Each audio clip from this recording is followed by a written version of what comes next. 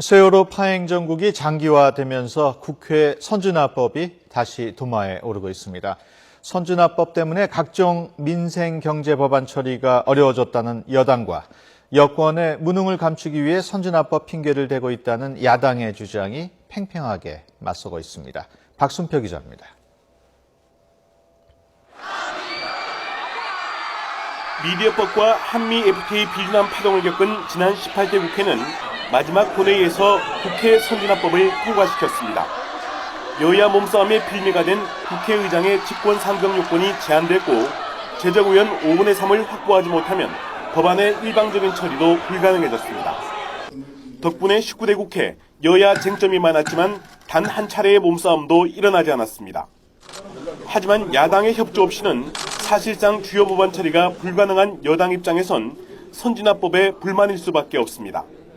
사실은 제대로 말하면 국회 무력화 법이지 않습니까?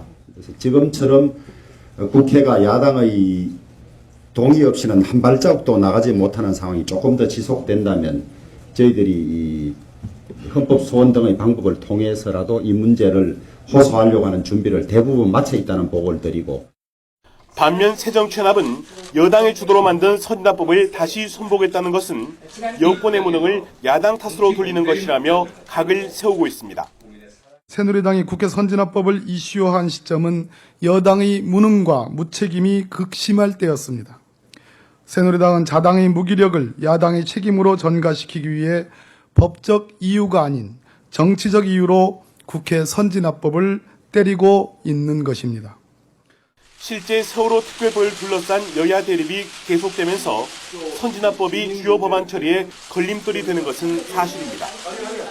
더욱이 선진화법에 따라 11월 30일까지 예산안 심사를 마치지 못하면 12월 1일 예산안이 자동 상정되는 상황에서 예산안의 졸속 심사 우려까지 나오고 있습니다. 그렇다고 법안 처리 지연 등을 전적으로 선진화법 탓으로 돌리는 것은 무리입니다. 선진화법이 없을 때에도 여야 대립이 극심하면 법안 처리가 쉽지 않았고 오히려 여야의 물적 충돌만 되풀이된 적이 많았기 때문입니다. 결국 선진화법이 국회의 모든 문제를 해결해 준다기보다 대화와 타협으로 문제를 풀라는 것이 선진화법의 취지입니다.